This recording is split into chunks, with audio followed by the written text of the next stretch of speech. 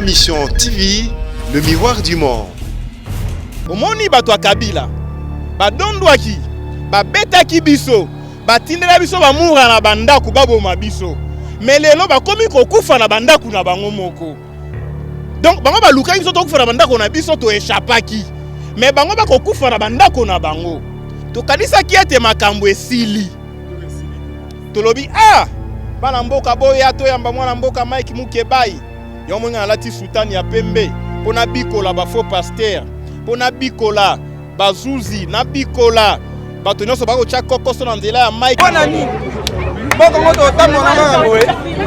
Tokoilo kuja na mboka Kongo tokoilo kuja na mboka. Oza arrêt politique te ali arrêt judiciaire. Pour ça qu'il y a arrêt politique, jamais coup européen ça Mike Mukebai raison devant les pharisiens.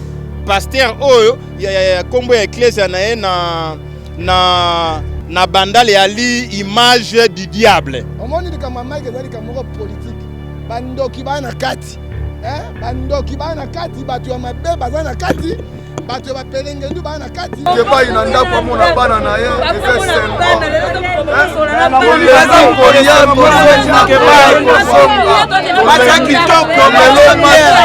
liwa moko ba gorger amique à se pendre. Ozo se pendre pour na nini? Soko ebi likambote comment se pendre pour na nini?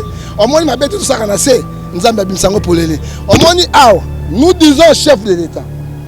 J'adresse au chef de l'État, garant de la nation, garant des institutions. Ceux qui ont kangami kaka na alliance ya Kabila na Tshisekedi na Kabila na Kamere, pays est s'effondre. Et l'autre sort les pays ne marchent pas. Mboka zotambo na constitution te. Mboka zotambo na bakor. C'est ça les gens ne comprennent pas comprendre. Nous sommes en otage.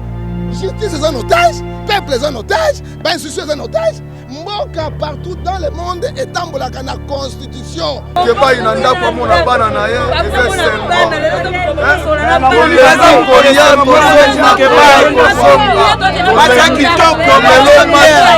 Babi, quelle que soit la durée de la nuit, le soleil apparaîtra. Quelle que soit la durée de l'emprisonnement de Mike va recouvrer sa liberté. Deuxième élément, M. Godin Poy. Tokolongo kaka, toko sambisa yo, toko landela yo. Okoteka bandaku na dossier Mike. Ça c'est Nico Mangelo qui parle. Akoteka, to identifier des bandaku na. Akoteka bandaku. Akangisi moto na décision ou violer constitution 6 mois. Tokotika a été. M. Godin Poy. Ba immunité yo lokola Mike. Biso tokolongolo ngote. Voilà la différence. Biso tokolongolo immunité te po biwe koboya. Biso tokoluka tokangisa pa procureur te po bakoboya. Biso tokosamba na yo directement na tribunal na matière civile. Baboma bato na este, bato basali ba mabe mingi, bato mususu bakokufa lelo, misusu na liwa ya nzambe, misusu na liwa ya pongi, misusu na liwa ya ba prière ba mama, mais bato bakoloba ete oh non, paix baloba nini? Paix à son âme. Non. Et là, bato bako sambela. Babi bato bache Mike na libulu ya nkosi ya kufa. Nzambe to la mugaka to kuta bango bakuei. Banquette efungwa. Donc tina ville à Kinshasa. Vous comprenez? Il y aura des gens où Nzamba va frapper. Nzamba va frapper na Congo. Après si arena mais ça les makate quand un coup constitutionnel, il y a une position juridiction le plus élevé. On est sans Sakaba président, on est corrigé à Mbok, ils ont corrigé même la constitution. Mais ce que PC Yango, Ezali na nini moko côté le makati yango. Mike a couvert le problème politique à Mité Mamabe. Mike n'est pas un criminel. Mike n'est pas un voleur. Mike n'est pas un sanguinaire. Mike a gagné bien ko boma batu te. Mike a accueilli na ruchuru ko boma batu te. Ba bazo boma batu, ils sont là. Ma mission TV, le miroir du monde.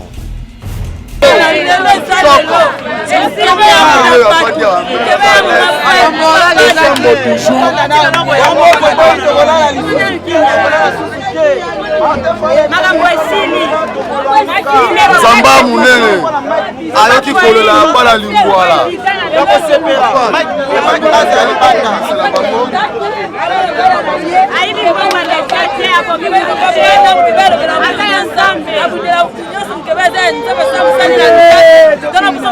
Don't na ndako ya ndako na ete loka bo signé to remercie bino lelo to ko ke bala na ndako na ye esengo lelo bana bana asona bana lelo to zelo ko sa yango na bisana bino to sila bona nini mboka moto otamona na boye topoi lokuta na mboka Kongo topoi lokuta na mboka oyo faut vérité Martin Fayulu faut vérité des signes tozona na vérité topoi batela biso batoto vote biso maiki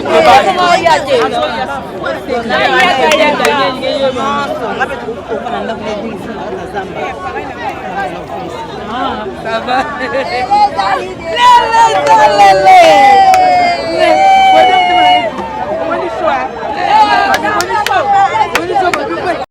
Webi dossier mwana mboka Mike Mukeba ezopesa kanda eko pousser batu mosusu na vio tika na fongola ote parce que webi bitumba dossier Mike Mukeba ali webi abengie Mike Mukeba nkoso kombo na mwana sikoyo bato musu ba komisi yango nkokoso Zolanda mabaku ba obstacle donc liberté à Mike na habité à Bomanani na habité ana nyongo ya nani to bundi bitumba cour constitutionnel o biso to boya ka bare na so ba non to bay cour constitutionnel a sambisi mabe a proclamer monsieur Chilombo 15%. Bato bagangi arrêt à cour eza immédiatement exécutoire. Ndeko Fayulu ayiba sava botikala na arrêt à cour na bino ngana continuer bitumba ya vérité des urnes combat politique. On a dit différence.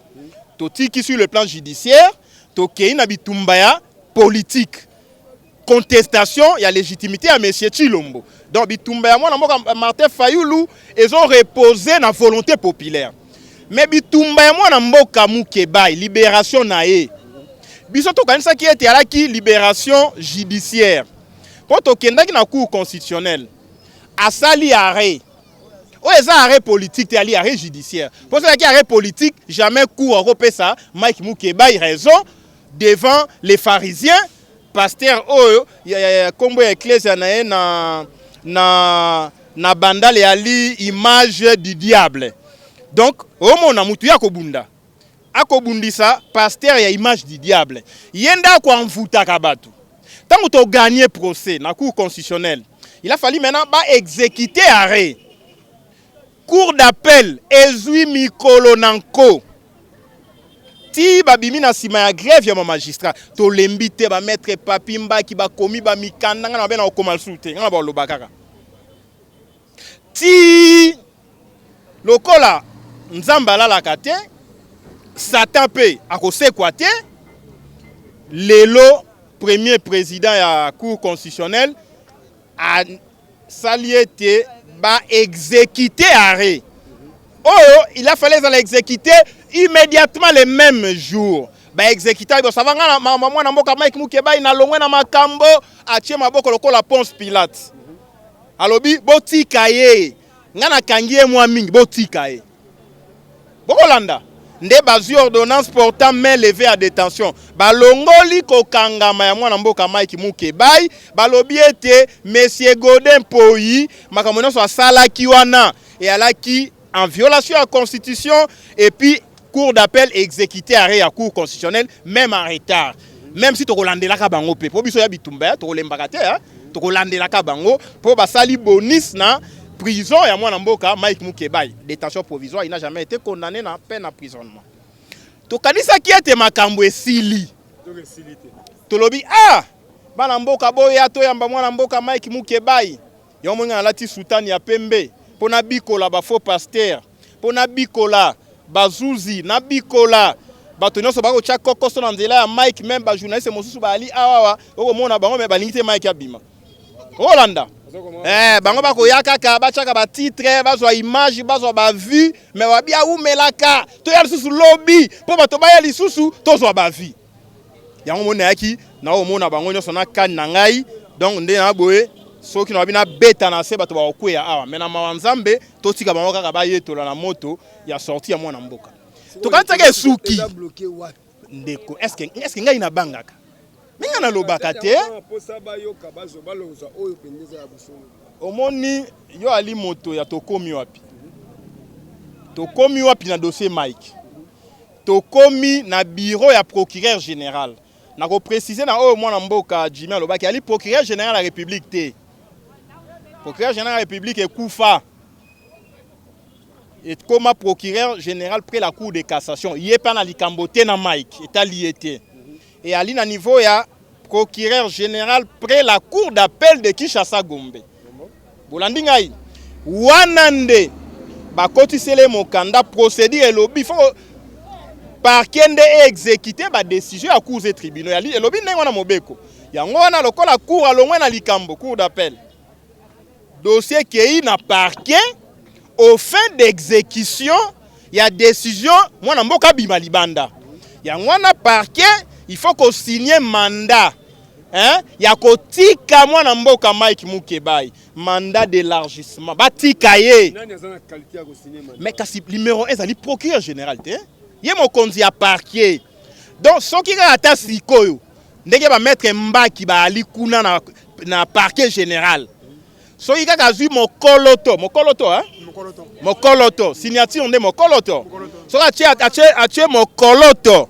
Likolo ya mandat o eza déjà ba tiele na signataire. Ba koti mon konzi signé ndeko Mike Abima. Akendo kutana tana bana na ye, aza mo pepe ya libanda. Ndeto kozela ye. Yango tolobi kokoso. Mais lokola ali na bureau. Lokola ba avocat ba ali na porte na bureau na ye. Lokola ba service nyonso ya parquet ba ali. To ali na elikia. Ako signé. Ata ndenge to koloba boyala na en direct. Procureur général. Na droit tolobaka, nous jugeons nos semblables. Ba toto ko sambisa ba ali lokola biso na yo.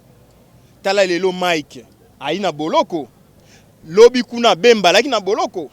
Mais moto akanga bemba na boloko, lelo ba ko poursuivre ye Louis Morino. Alaki procureur na cour pénale internationale. Okolanda nuance. Yango tango toko sambisa. Tango toko loba mibeko. Tomitia na poso ya moninga aza na boloko. Toloba ete pasi o Mike akoyoka, ngai Niko Mayengele pe na koyoka yango. Soki na komi mokonzi na nyokola bato te. Po ngai pe un jour bakoki pe ko sambisa ngai. Omoni bato ya Kabila. Ba dondwaki, ba betaki biso, ba tindela biso ba mura na bandaku baboma biso. Mais lelo bakomi kokufa na bandaku na bango moko. Donc bango ba luka biso to kufa na bandaku na biso to échappaki. Mais bango ba kokufa na bandako na bango. Yango ba lobi, vous serez jugés comme vous avez vécu. Ba ko sambisa kabino ndenge bino bo bikaki na mokili. Tango yo kosala malamu, malamu ekolanda yo te na lilita. Mais tango moto kosala mabe na moni bato mosusu baboma bato na este bato basali ba mabe mingi bato mosusu bako kufa lelo misusu na liwa ya nzambe misusu na liwa ya pongi misusu na liwa ya ba prière ba mama mais bato bakoloba ete oh non paix baloba nini paix à son âme. Non, toute âme ne mérite pas la paix. Il faut faire très attention. Au kolobate que moto ali assassin koufi, on lobi paix à son âme. Rien. Tourment à son âme. Et tourmenté. Mon âme n'a rien kwama. Okolanda. Akendali felo. Paix à son âme. Et ali moto a koufi na kobanga nzambe. Moto a koufi na boboto. Bino boko bomaka biso soko koufi. Maître Niko souhaité bango paix à leur âme. Non. Bato ba bomaki. Bato ba ko tuka Mike. Tokoloba paix à leur âme te. Soit maudit. Bazala maudit. Tina 4e génération. Amen, pasteur. Yangwana lelo to telemi awa toko la libération mwana mboka Mike Mukebai ngai Niko Mayenge na anelikia ke procureur ako signé lelo yamboye te toko ma 17h. So a signé. Ako signé kaka. Tala premier président ya cour d'appel. Afanda kite abiadi anyokwama. Mais Mike ba tiki ega tiki et. Oui, mais lorsque quand la moto, qu'on les a raison et réalité. Babi, quelle que soit la durée de la nuit, le soleil apparaîtra. Quelle que soit la durée de l'emprisonnement de Mike, Mike va recouvrer sa liberté. Mike sortira. Et Mike a kokonzaka godempoi. Quand on a absolument. na ville ya Kinshasa oyo. Mike akokonzaka Godin Mpoi. Oyebi Godin Mpoi na kosenga débat contradictoire na ye. Na okaki te asala droit douanier. Hein? Droit ba appliquer na OFIDA. Hein? Mais dossier à Mike ali droit douanier te. Dossier à Mike ali droit judiciaire, il faut qu'on maîtrise yango, droit pénal, droit de procédure, droit constitutionnel, droit administratif. Godin Mpoi nalandi il faut répondre coup sur coup. Yango mo na tin zambala. Na yebisa ete na ali monseigneur, na ali likolo ya pasteur. Ako confondre moral na droit. Alobi Mike ali impoli. Tala, un pasteur, a qui Mike ali démon, avec une ecclésia na ye, hein? Ce qui Mike ali démon, ndé kona ko yebisa yo. Na ecclésia Godin Mpoi, anga za la démon méchant. Oyo obengani yake azui Nico Maenge, azui Prince Penga, azui Michel, azui Jimmy, azui cet esprit mauvais. To zongeli, to zongeli Godin Mpoi. Yango to zongeli, akozonga sima. A confondre droit na moral. Alobi intel ali impoli, yebisanga code ya politesse. Et so mona yango? Oh non, moto ali impoli, ba condamné. Et so landa yango? Le droit pénal est écrit. Infraction ya impolitesse réalité. A ko confondre Biblia, o ba ko appliquer moral à l'au-delà, ce qui moto awei, ba ko sambisa na ko landisama, na comportement na se ya moi oyo. Ya linga sambisa Mike, lokola moto akufa, lokola baali à l'au-delà, lokola baali na monde ya ba wei. Asambisa na question ya morale, ya politesse. Okolanda, le droit est écrit. Droit lobby à confondre non décision à Godin pour administrative, c'est ça le débat. Un cours constitutionnel a eu qu'on annulé décision administrative T. Bon soit penda parti au malamu, botin de la monsieur Godin Mpoi, où ils allaient enseignement puis surtout à l'université de Kinshasa. Où ils ont enseignement puis surtout qu'on appliqué ça fait plus de 13 ans toujours droit, on attend à droit. Yo kana bisa yo ngana na kotangela ba komo musuba tonso ba député ba bunganzela ko tout monde ngaite yoka moni journaliste akingaka zinenga ko bungisa makanisi yoka différence landanga indeko yoka différence alobi décision administrative cour constitutionnelle ko annuler en côté yé décision qui administrative à quoi appliquer en côté comment moto ko za na motema ya libanga a commis benga pasteur. Alors que décision administrative bon na ngai bien. Na ko tangisa monsieur Godin Mpoi na cabinet na nyonso o tout autour na bureau nyonso assemblée provinciale. Débat contradictoire. Na ba vice-président na Francis Chibalabala, c'est un ami avec qui on a fini le même jour. Na université de Kinshasa. Yepé na rapporteur te bato maïle boko tanga ba rapporteur te na comment bato maïle non s'il vous plaît na ko ba juriste Hollanda yango wana na koyebisa monsieur Godin Mpoi décision administrative et qui kozala attaquer na conseil d'état pour violation de la loi ou excès de pouvoir on a na bokebi. Conseil d'État a été saisi contre décision à M. Godin Mpoi. Sur le plan administratif, sur le plan constitutionnel, une décision administrative peut violer la Constitution. Ce qui décision a été à Bourgoumestre et violer la Constitution, la Cour constitutionnelle est habilitée à annuler la décision en violation de la Constitution. Il y a un monarchie. Na 2006 monsieur Godin Mpoi landanga na bokebi tango bemba na monsieur Kabila bandongwani na premier tour ni vainqueur ni vaincu baké na deuxième tour monsieur Malumalu a eu décision na CENI publier le calendrier électoral a fixé l'élection au-delà de 15 jours prévus dans la Constitution. Les juges constitutionnels anilaka décision ya CENI. S'il vous plaît, Olanda. Décision ya CENI portant publication ya calendrier électoral. Est-ce que et à la loi? Est-ce que et à la règlement? Est-ce que bon, Olanda? Cour constitutionnelle annulé. A lobby et violé Mobeko Likundi. Et bongo décision o elongoli Mike ba immunité. Et violé article 19 na 61 à constitution. Cour constitutionnelle a lobake et à la violation yo godin pour le lobby sans effet. Est-ce que bakolobaka sans effet devant la cour constitutionnelle donc devant les juges? Bakolobaka sans effet devant l'esprit mauvais. Vous voyez la bokebi? Monsieur Godin Poyi, ce qu'on a convaincu que décision à cour constitutionnelle, décision à CENI, elle a qu'à annuler kende kotanga bulletin des arrêts, il y a cour constitutionnelle. Au Hollande. Deuxième élément, à l'époque, il y a les cours suprêmes faisant office à cour constitutionnelle.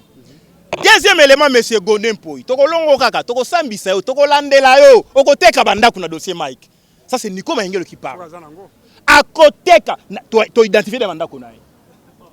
À côté, Kabanda. À Kangisi Moto, na décision où est violée la constitution 6 mois. Tokoti a été. À Tanali Felo, Tokolandelae. Donc, Godin Poyi, yeba que Mike a Kobima. Pour déjà procureur général, a signé Bima.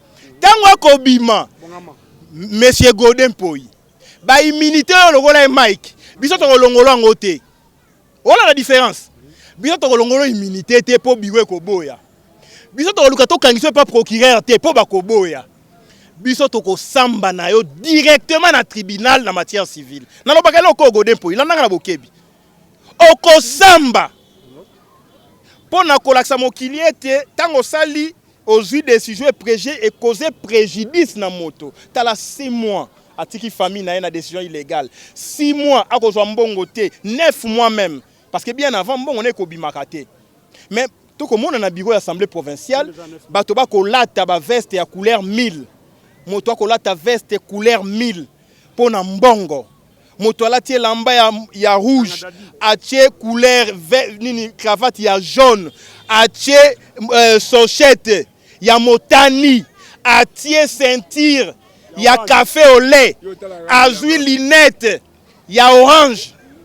Et bon, on va tirer musique, yewana. Hollanda. Donc, vous comprenez que Tokoti Katiama s'est quitté. Deuxième élément, si on convaincre que décision na yo, bureau na yo, et cause à la annuler la constitution. Tout na président provincial y a Sankourou. Bazwa qui décision na Sankourou. Il y a motion contre le gouverneur. Ça a été déclaré anticonstitutionnel dans la Cour constitutionnelle. Décision ya bureau, ya Sankourou, ba cassé yango. OK kuna Sankourou ba biki to ko appliquer yango te. Et sous ki wana te. OK et pas ya Bamanisa na province orientale. Okolanda na Ituri. La Cour constitutionnelle a annulé décision, motion à violation, il y a un règlement intérieur qui a été déclaré conforme à la Constitution. Au Moni, Ituri, Sankourou, CENI et Bongo Kinshasa. On comprend que Motomosu Sakolobaka devant Bato ya Mayele a commis kanisa ete ali Mayele koleka bato bakolobate. Nzokande jurisprudence et ali règle du précédent obligatoire.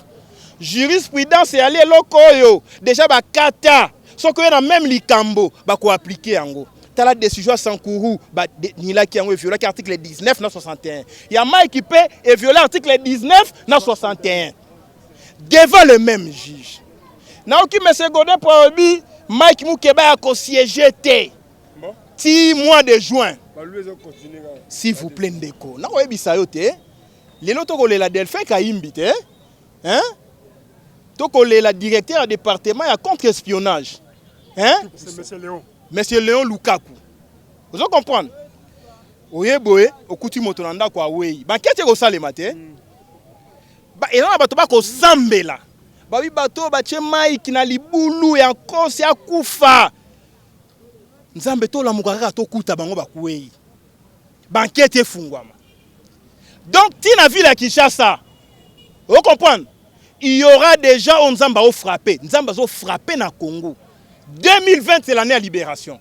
To libérer Congo na accord ya monsieur Chilombo na Kingakati. To libérer Congo na ba juge oyo ba koloba droit ya mabe. To ko libérer Congo na ba président assemblée provinciale. Oyo ba ko violer mibe ko likunzi. Tango to ko libérer Congo la nanga na bokebi. To ko bengisa bato nyonso bana dossier Mike. Daniel Mwanante ba ko samba. La nanga na bokebi. Daniel Mwananteba a Kosamba. Monsieur Godin Poi a Kosamba. Abed Achour a Kosamba. Monsieur 15 millions a Kosamba. Monsieur 15% a Kosamba. Moto a boko la kabangando. Omoni moto a boko la bangando na Kingakati. Soka so mingando ayewana kangi photo a Kosamba. Okolanda. Donc moboko libangando akosamba ndeko. Est-ce que natangi komba moto? Est-ce que ngana ko bangaka monsieur Kabila akosamba te yo ko banga akosamba moto akosamba c'est Félix te Félix a otika e po Félix na Kabila bali tata bo moko mama bo tata na bango Kagame mama na bango Kagame na Museveni. Yango lelo lokola Mike akobima na boloko toko kenda na élection un jour Godin po ya kotikala jamais kozaleli na Congo lisu kangelo na ebisole mokolo Godin po ya kozaleli sultan omona kila bato ma ako ngana lati sultan te tant lati sultan na ali na kuluze ya moindo ba ta ka boys on di kuza moindo na ali na médaille ya motane donc et ali ma sécurité na ali na pouvoir ya ko bénir na ko maudire parce que na li kolo Congo moto nyosa nyokoli Mike malédiction landa eti na génération future olinga na bokebi et puis un jour nana ndimaka ke to fandi boye bato to andaki ko respecter ba pasteur bato ya nzambe bato ya makasi ba mobilisaka to moni mitakana na bango na réseaux sociaux nana ndimaka est-ce que Hollanda? Mais moto yo moi si on motakala na mona naki yo ana ko bala mais pasteur oyo motakala mona ko tika lo bala kate parce que ali maudit Hollanda. Donc si ko biso ba chrétien pratiquant to maudit ba faux pasteur Hollanda. Donc nzamba investir biso abi Niko Mengele aller maudire tous les mauvais pasteurs en commençant par bateau Nyon Sobache Liboko na dossier Mike Mukebai. Papa, il y a pasteur et pastis. Et Ali Motomoso Ali pasteur. Motomoso Ali pastis. Oui, pastis. Et Ali whisky.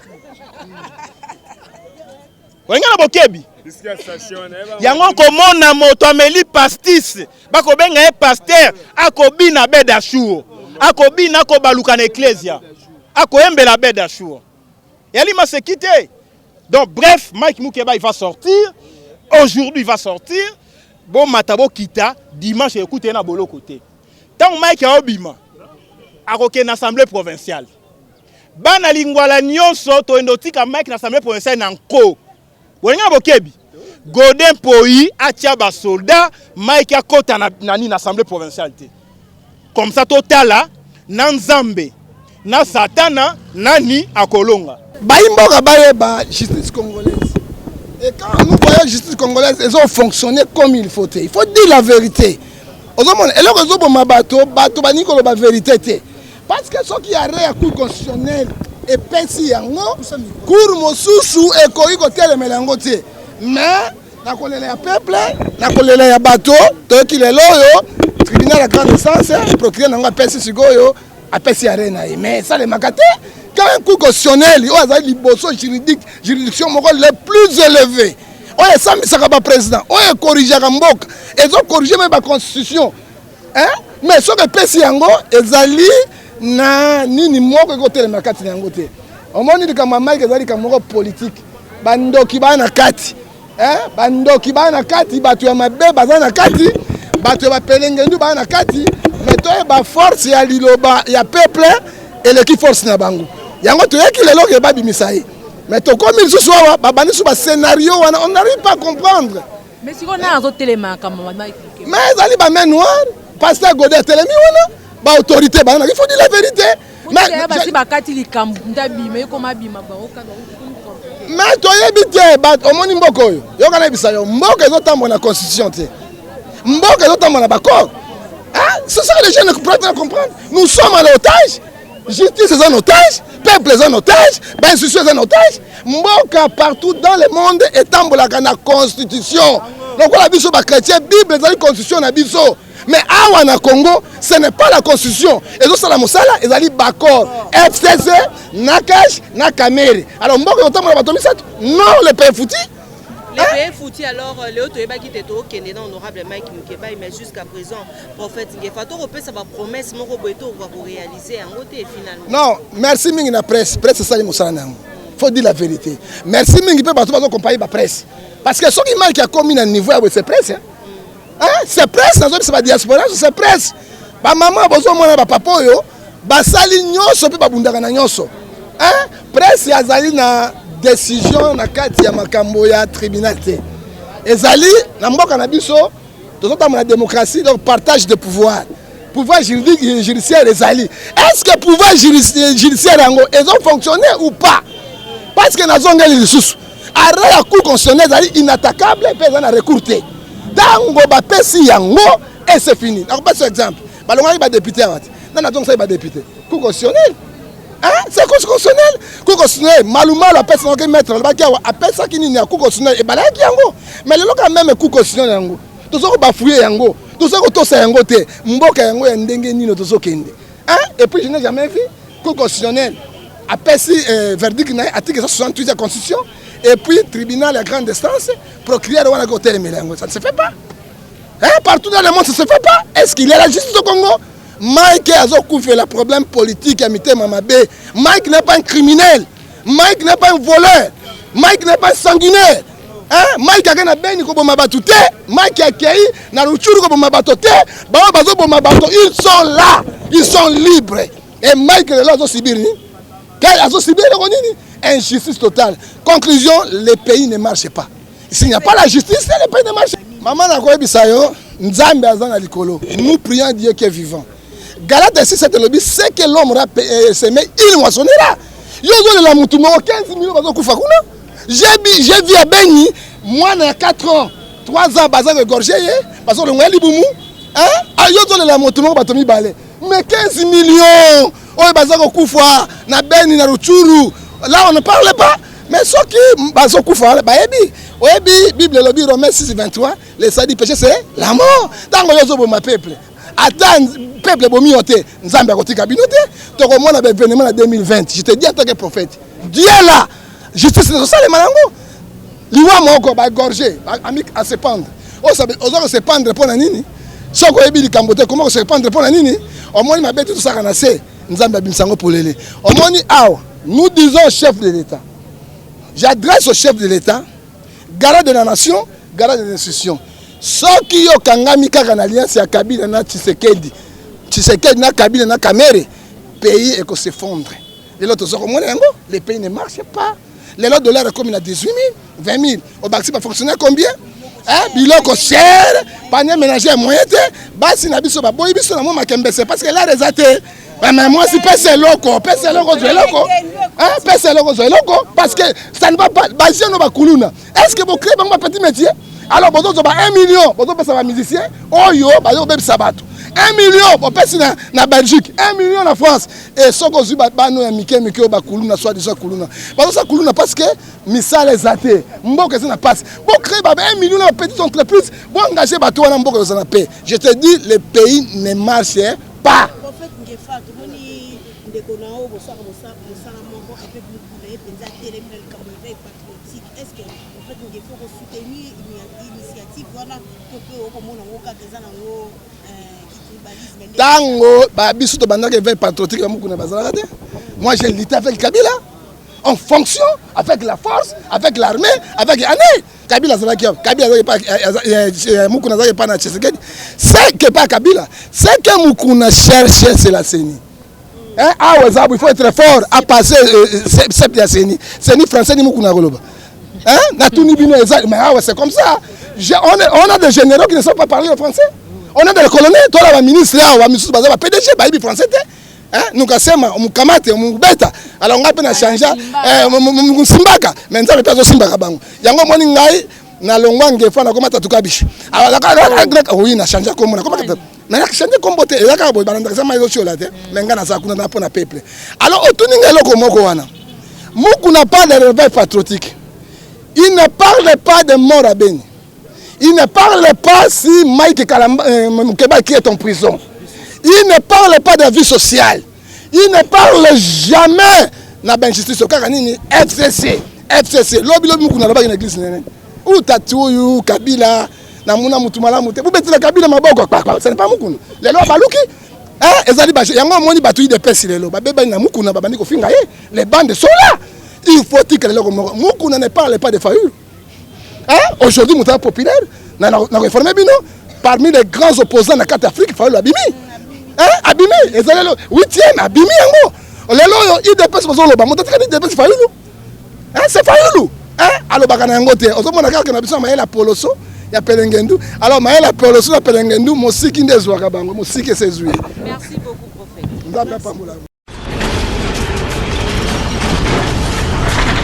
Ma mission TV, le miroir du monde.